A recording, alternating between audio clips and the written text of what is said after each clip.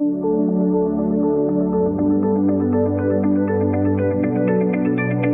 going on, everybody? I am John Stamper, founder of JRS4 Media, and I wanted to take a couple of minutes to talk about something that is near and dear to my heart, but then also connect some dots with a gentleman that I just recently met. And interestingly enough, uh, when you learn about what William and his team at Howling Amplify are doing, it was kind of like this missing piece, I think you could say, for a lot of the passion that I have for video production and sharing people's stories and that. So we thought we'd have a little sit down and talk a little bit about what he does, what I do, and I think more importantly, how we're excited about what we can do together to help you as a company, as a business, as an individual that wants to get your word out to social media with the things that we're helping people with. So William Schimensky from Howling Amplify. How you doing, William? I'm well, John. Thank you for having me on with you. I'm super excited to be here.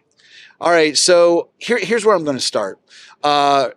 Video production, like I mentioned, is something that I'm very passionate about, and I feel like it's something that I know I've been speaking with to people for a long time. I feel like finally companies, individuals are seeing the value of video. You're going to share some stats with everybody. That's what you do. You've got these statistics of like what works on social media, what works on the marketing side. So I'm excited for everybody to hear that.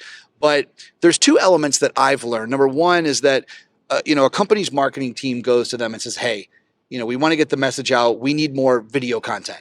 And they're like, okay, well, we have things here and there, maybe a video for our website, but you need more, like where we're going to get it. So that's typically like one pain point. The second pain point is the other side. Somebody has video content, but then what do you do with it? You got 10, 15, 20, 30 pieces of content sitting in a folder and it's not getting out to the audience. And I know that's something that you focus on. So let's start there. Yeah, and I don't want to minimize the video content. I really want to focus in on that. Right now, on all platforms, on most communication platforms, video is king. Mm-hmm. The reality is we're being messaged to, marketed to from morning until we go to sleep. Thousands of messages. Graphics are simply not enough. Yeah. It's about telling a story and telling a story in such a way that A, grabs my attention within a few seconds and then retains my attention where I'm curious enough to continue to look for more. Yeah. And the challenge that we've seen in most businesses that we start working with is that they may know they need content. However, they don't have the right type of content. Right. They don't understand the strategy or how best to implement that. And that's a struggle for us because now we're left to try to create this valuable content. And it's valuable. It's the most valuable thing that you can do, asset that you have for your company right now is these videos. And so it's a challenge for us. So trying to find a partner that, like I said, I don't want to oversimplify it. It's not just a video production. Yeah. There's a strategy and level of understanding of processes and emotions and psychology on how to develop and edit the message to get the action that we want. So from our perspective, the video right away, we're trying to find that solution to make sure that we have that understanding. Now, working with partners like you, I mean, this is a dream come true because you're handing us amazing filet mignon on a platter of content, which is, I got to tell you, very hard to do and rare to find. Everybody, a lot of so-called experts, but there's a lot of people that know how to use Adobe Photoshop also that call themselves graphic designers. Right.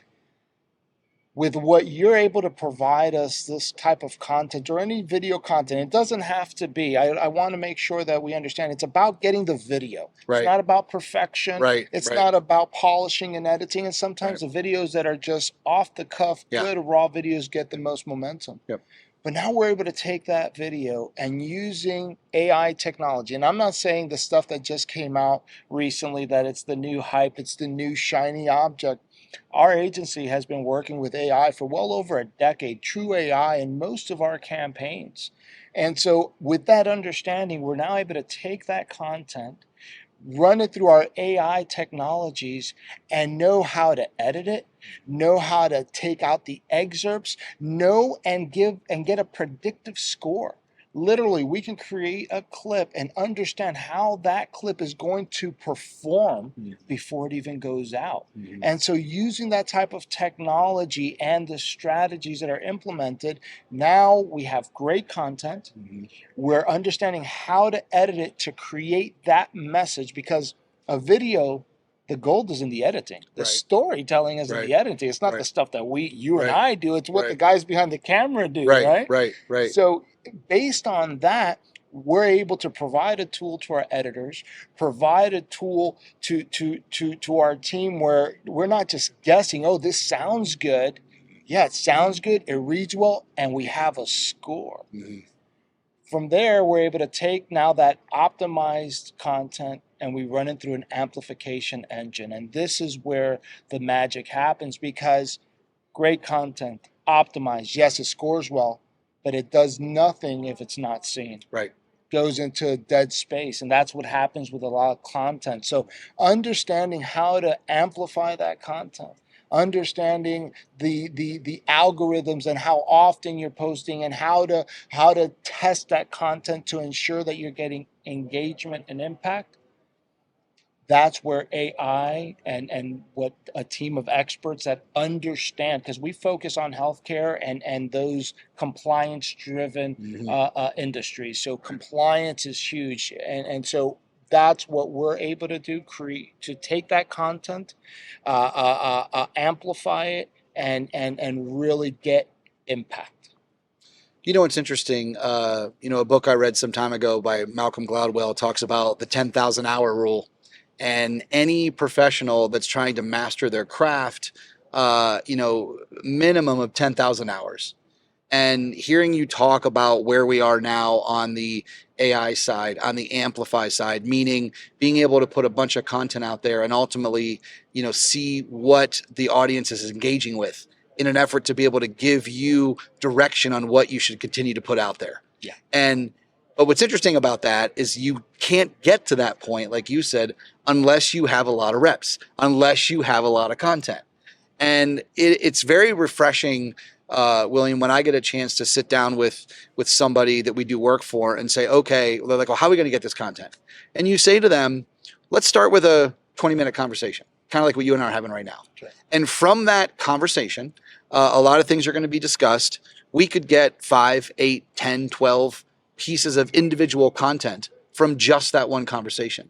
So I think what's exciting is that knowing that that's possible from the video editing side, and then what you mentioned, then taking that individual content, now you have something to work with and put out there, see what works and what doesn't work. And, in the past, you think about it, like when a company would do a marketing campaign, they would put hours up front into like one piece or one video that got dropped, and then they would wait for like the feedback there. And I think what's so exciting with where we're at right now, if you can buy into it, is that if you're okay with putting stuff all over the place and seeing what the audience says and then being able to adjust, I think not only is that fun, but I also think, and you tell me, you get to the answer of what your audience wants a lot quicker. And the reason I'm smiling is, I remember those days. You and I have been around probably since people were debating whether Facebook was important or not. Yes, I yes. remember those days in actual brick and mortar agency experience, which is not a lot from what I'm seeing now.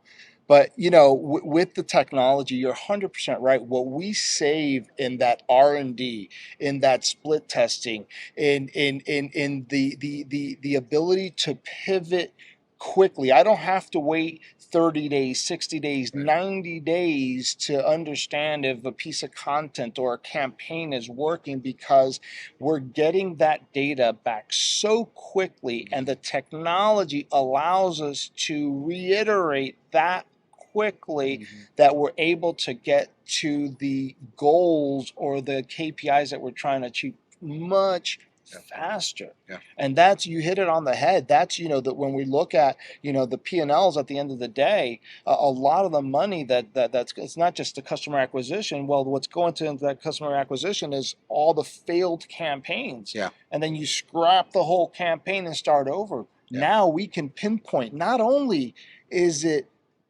that campaign, but this part of the campaign, that specific piece of content is not working. So we fix that, not scrap the whole campaign. Thing. Yeah. And one of the things that I'm very passionate about is marketing through conversations.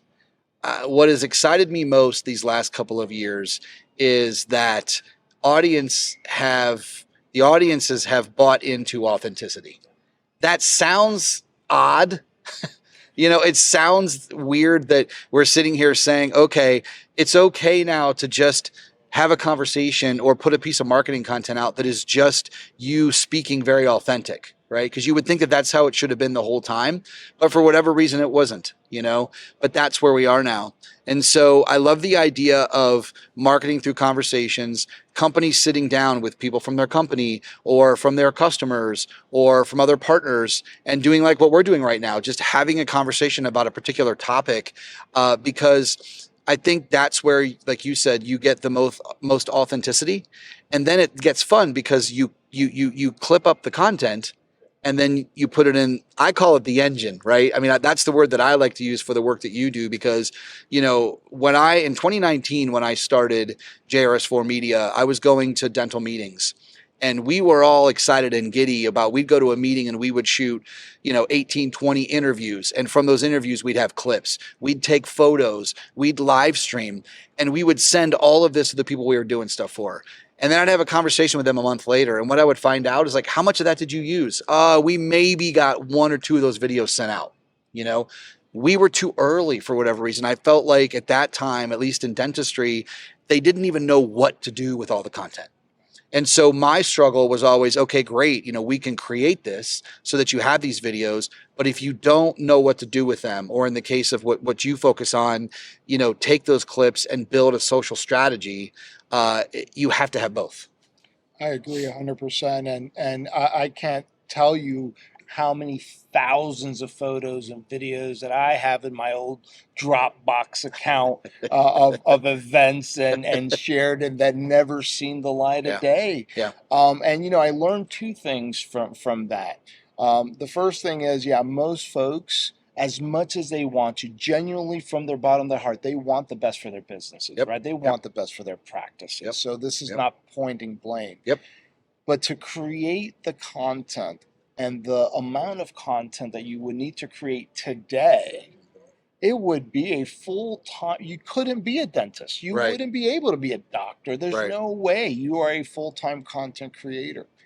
But speaking to your point, what's really interesting is it's coming back, and what's really important and where the big brands are investing is user generated content. So to your point, folks want authentic. Folks want to really feel like there's a connection to a real person that messes up on video, and it's not 100% perfect, because you know what? They look like you and I. And that's what they're really trying to make, that connection. And a lot of brands are missing that for this madman kind of ad agency, super polished, high budget. And that's just not working anymore. I think we're in a white noise kind of scenario with that. So when you have the ability to create good user generated content, guided strategically, and like you say, we're able to take that content and put it into this engine. One of these campaigns that we put out creates over 400 digital assets. Think about that. Those 20 minutes that they could spend in a conversation talking about their business with you strategically, we can take that and now create 400 digital assets on high ranking, high traffic websites where your content is being seen, and at the end of the day, driving targeted traffic.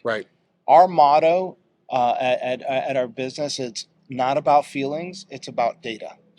And so what we're really proud of is that we're able to say, look, if you follow this recipe, especially with this strategic partnership that you and I are creating, that gets them that content. And when I say that content, I'm being very specific to say that content, not any content, that content. Yeah. And provide it, give us that good fuel, give us that good premium gasoline. We're able to take that gasoline and make that race car just fly. Yeah, and I think what's exciting about it is I've said this so many times in the years that I've done this, which is I'll do an interview or we'll create a video for somebody. They'll ask me, well, John, how much reach is this going to get? All that stuff. And I can honestly say it's something that I have not spent a lot of time on. I haven't wanted to focus on the data piece because I've learned, William, that in order to make the content good, that's the lane that I needed to focus in. To me, it was about having a good conversation and so that when it came through in video, people would be engaged to that. But I've known for a long time that I was missing that piece, right? Because from a business perspective, okay, John, we'll go ahead and purchase these videos. Yes, we know that we need them. But what are we going to do with them? What's the return on investment? And that's something that, I know that I've needed for a long time. And so when I learned about what you were doing at, Howling Amplify, I was super excited about it because that's the second piece, right? Yeah. That's a really, really important piece of this for any company that's going to spend money. Because now the other side of it is, people start to hear, okay, we need all this content. And then they spend money and they create it and then nothing comes from it. And that's going to be frustrating as well. So it really is, you have to look at both sides of the strategy in order to make it work. Yeah, John, and I've been meaning to say this, you complete me. and I say that in jest, but the reality is, I've been doing this probably over 15 years now. Yeah. In this realm. And to find, again, I can't stress the importance of getting that content, getting the video content in such a way that we can tell a story. Yeah. And I know it's tough. Everybody knows their own business, right? I can tell you about my business, but it's different when you're trying to tell a story to your audience, and that's what you really bring to the table. So I'm really excited about that because that is the missing element between the two. And we're not, listen, this is not that John and William, you should use, listen, pull out your iPhone, start creating content, raw, not pretty, post it, period, end of report. It doesn't matter what you do. However, at some point, you're going to have to create more content. We're going to have to look at the strategy, and you're going to need that additional help. And that's when you want to find the folks that understand what the goal is and are not just going to tell you what you want to hear. I get a lot of clients, and sometimes, I have to have some difficult conversations because I want to make sure you get a return on your investment. However, you got to let us do what we do and what we understand best. And so we're very particular who we work with because we want to be on championship teams. And we want to make sure that we provide the most value that we possibly can. And so we got to make sure that we always start with working with the right partners. And it's not for everybody. We understand that, but for those companies and those agencies that really want that strategy, that can get that amazing content, that want it powered out there, this is something to really look at. I want to throw out an example of some recent work that William and I have done just to give you an idea of this. So it can be overwhelming, as you know, to sit down with an organization and for them to think through how are we going to create all this, right? Like how do you do it? And one of the things that we did is we were fortunate to have some people that we worked with that are, they teach, they were here at a seminar with Dr. Scott Luna, right? So Dr. Scott Luna has no shortage of topics that he helps, dentists with. And so we sat down and we thought, okay, could we write down the likes of what would be 52 different ideas? So an idea a week. Like he might talk about recare in a dental practice. He might talk about marketing your dental practice, whatever the case may be. But, we jotted down those 52 items. So at least we knew had something. And that's where it all starts. And then the second step was, okay, let's do a video on the week 1 topic and a video on the week 2 topics. And now all of a sudden you go into your year and you feel like you have a game plan of what you're going to capture, and you get all that video content, and then you do what you talked about it and you get it out there. Okay. But what's interesting is that even as organized as you feel there, What you have taught me is that, okay, John, this is great. What if in month 1.5 or 2 months, you're putting that out there, and for whatever reason, the audiences out there on social media are not engaging in that? It doesn't mean that it's not valuable. It just means that those people at the time that follow are not engaging in it. So then you have to adjust. And you have to, determine what is working, what's not working. And it's still crazy to me, William, where companies, and I get it, I think we're all creatures of habit. We're passionate about our own business. We think we know what they want. After all, people that create companies often, they should create them for solving a pain point for a customer. But sometimes we create things because we're passionate about it. And yet, it's all about what they're telling us what they want and what they value. And you brought up a good point, which is it can be hard sometimes for a company to say, well, this is what I want to put out because this is what we do. And then you have to tell them, yeah, but this is what the customer is asking for. Can you give them content based on those pain points? That is a hard thing to do. But when they do it, what happens? Like when you're able to have them see the light and actually then start to create content around what their audience is engaging in, what happens? The transformation is night and day. You hit a number of super important points of, when we're creating those strategies like we did, it was, not just putting down some ideas, but these are well thought ideas that research went into, based on best practices, based on past history. And now with the AI tools, it gives us even more of a compass, but we're not going to know until we put that out there. And so what happens a lot of times as the business, like you said, they want to tell us, hey, listen, if you just knew how good that is.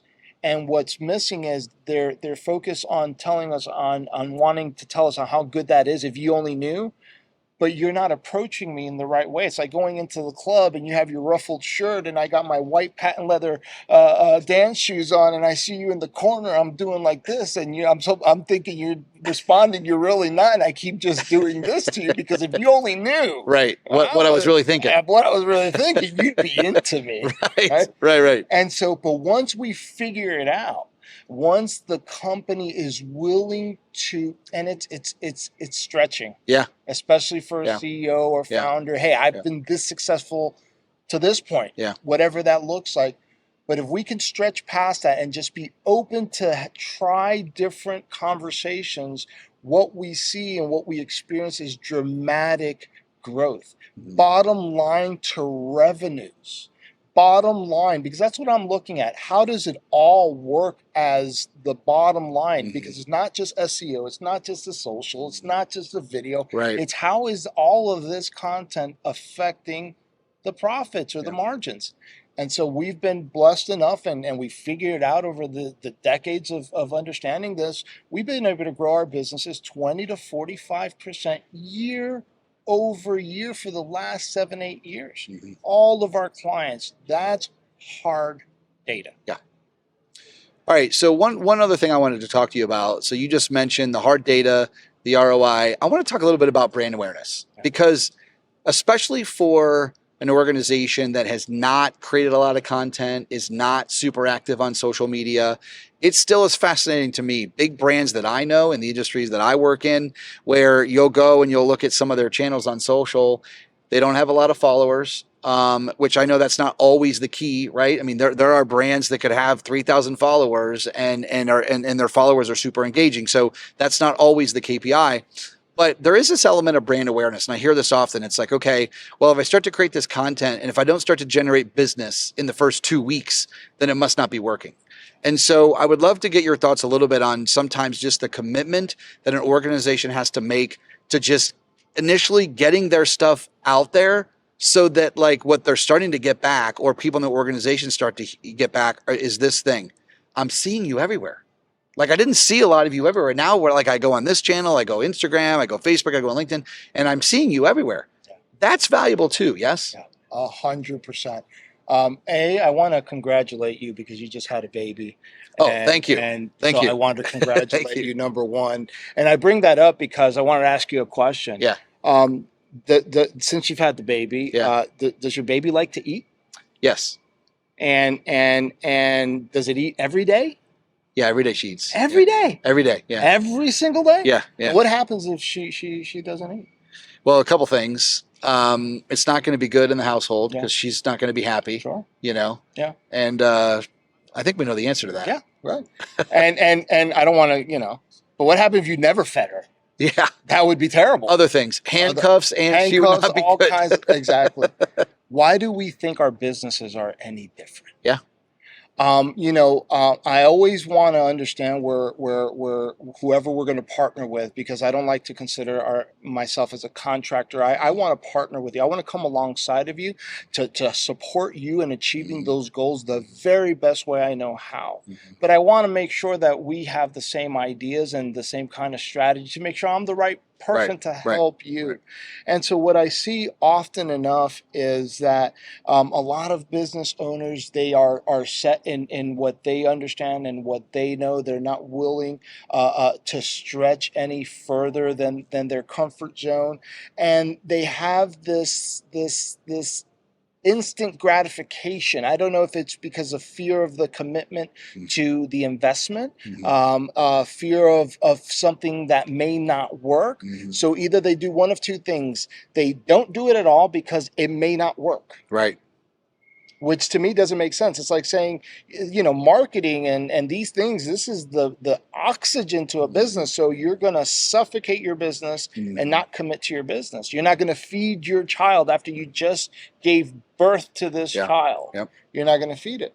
And so what happens is they don't do anything, or they start siloing it. Well, I'm going to try this Facebook guy for 2 weeks, or I'm going to start this for 3 weeks. And so automatically, if a business owner is coming in with, hey, what results are you going to show me in 90 days?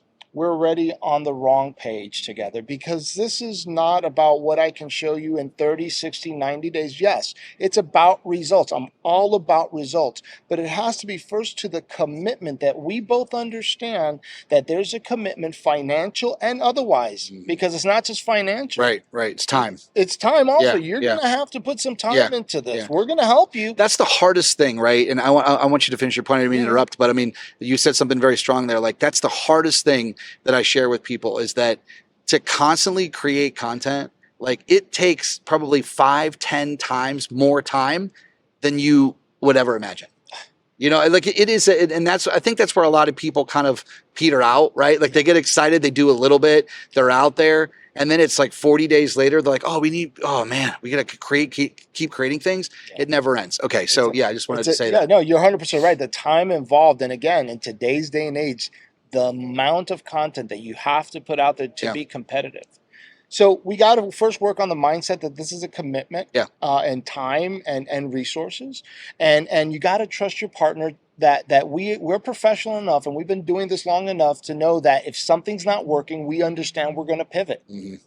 Yeah. No need to tell me that this is not working. Right. We're going to pivot, and we all got to be willing to pivot. And how cool is it? Like, I think back to the day, you probably know this more than I do, where the amount of money and time and effort that would go into maybe creating like a marketing catalog of all your products, that like then you would mass produce that catalog, 1,000, 10,000, 20,000 copies, right?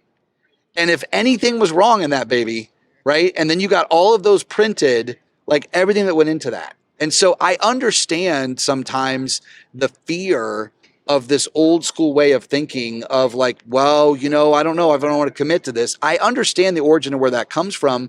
But the exciting thing is, to your point, like, listen, you create something, and if it doesn't work, like, you scrap it, you go to the next. Yeah. And that's, I think that's an exciting thing, and it should lend people the confidence to know that like stuff comes and goes. And William and I want to do a little test here. So Michael, how long have we been speaking? You got a clock on there? 29 minutes. All right, 29 minutes. So do you want to take a guess from just this conversation, 30-minute conversation, of how many pieces of content we're going to be able to produce from this? Tell you what, let's pop this up a notch, all right? All right. I want the audience to guess. Okay. How many pieces of content they think that we can generate out of this. And I'm going to do what? I'm going to give away $1,000 prize to whoever gets it right on the money. The first one, because it has to be timed, because Right. then if I get Right. 10 people, the Right. first person that gets the right number, Yeah. I'll give them $1,000. Okay, so let's distinguish, because if you think about this, like, a piece of content is what? Like, do we want to determine that? Let's determine that maybe so that there's a set structure, a 60-second clip. What do you think? So, in today's day and age, the length of a video is Yeah. going to vary. Yeah. Yeah. Okay. Yep. So it's really about repurposing that content to get every drop that you can out of it, because that's the key. What we're doing right now, this is part of the secret sauce. This Right. is part of the Right. 14 herbs and Right. spices that Right. KFC Right. has. Right. Right. So go ahead and let them guess. Mhm. We're going to go, and content is something that we can display, something we can push out Yeah. digitally. Yeah. And we can link to it. I can produce a link to. That's a piece of content for us. Yeah. I mean, I think that's what's exciting, right? Is just sitting down, having a conversation about something that we're excited about, and then being able to produce things, from that. And again, let's say that in 30 minutes, like, from a video perspective, we created 45 pieces of content, things that you said, things that I said, I would have you, Yeah. and give people perspective, right? So we're excited about this partnership of how we're going to help together with your expertise and what I can help people with. But 45 pieces of content, we could use for how long? Oh, that's a loaded question, John. Oh boy. So listen, I like taking things in phases with clients. The first thing that I think you and I have experienced together is on the brands we're working with is first we got to get to consistency. Yes. Yes. Right. We went through that phase. Hey, Yes. let's just get to posting every Yes. day. Yes. Then we started massaging it because we had to get the message on brand and that's just been a process. And we're right now just getting into 2 to 3 pieces of content per day. Now, if you take what Gary Vee suggests, they're creating upwards of 60 plus pieces of content per day. And this kind of I want to segue back kind of to what you mentioned about, is it about followers and likes? That's the surface level thing. Yeah. I understand the Yeah. but Yep. what a lot of folks don't pay attention to, if you look at that same post, look at how many impressions Yeah. Yep. you're getting. Yep. 200 impressions, Yep. 300. These are billboards, folks. Yes. Yes. These are digital Billboards. billboards, Yep. and you're getting hundreds of impressions. Yeah. Hundreds of impressions. Yeah. All we got to do is figure out how to dial in that message to Yep. your audience, providing them great digital assets to learn from and view and engage with. And that's the first KPI I like focusing on. Look how many impressions. And what you're going to see, you're getting thousands, if not hundreds of thousands of impressions. Yeah. And those impressions leads to likes and comments and requests for information. Speaking about the data and science, so in 2004 is when I started in dentistry. I sold dental handpieces, and I covered all of California and Las Vegas. And back, social media was not a thing in 2004. I mean, it was just on the brink, right? Yeah. And so we had a formula. That formula would be, if I went to 20 dental practices a day and I shared with them, information about the handpieces, I would get, 6 offices that would be interested and maybe 1 or 2 that would buy, right? That was from either me physically visiting the office, calling the office, dropping off a piece of information to the office, whatever the case may be. Now I think about it, and at that time, in the case of the dental industry, dentists were not scrolling through on their phone, the pages that they followed. So, like, in many regards, that's what a sales team did. Yeah. Now I think about a dentist, and I think about the extra time that they have in their day, in the morning, in the afternoon, they take a break, in the evening or whatever. And so they're scrolling through their social channels. That's right. And to your point about the billboards, right? I mean, think about how this is changing sales forces for organizations. meaning that if you had the ability as a company to be able to get your message out, knowing that your audience, you don't always know like where they're looking, but like that's what you do, right? Like who's looking, where are they looking, what platforms, what time of the day, all that science is there, right? I mean, if somebody would have told me back then, John, if you would have go to your dental practices at 8:30 in the morning versus at 2:30, you'd have a better chance of converting. Yeah. That's the information that you have, except in this new world. Yeah, and I remember those door knocking days, right? Yeah, And it's good for the soul. Good It's for the soul, good. William. Listen, I think it's a rite of passage. Okay, It's I good think for the soul. it's a rite of passage. And what's really interesting with the technology that we have today, it's not only that you're knocking at their door, but you're literally in your PJs with them, right next to them in bed while they're flipping through the channels. Yeah. Because that's how closely we Yeah. can get to them. And we know that their favorite flip flops are the furry pink Yep. ones. Yep. And so by having that information and understanding that, it's drastically transforming a lot of industries. For instance, I worked with an outfit that has 60 regional offices that sold solar. And initially, solar is door knocking and door knocking.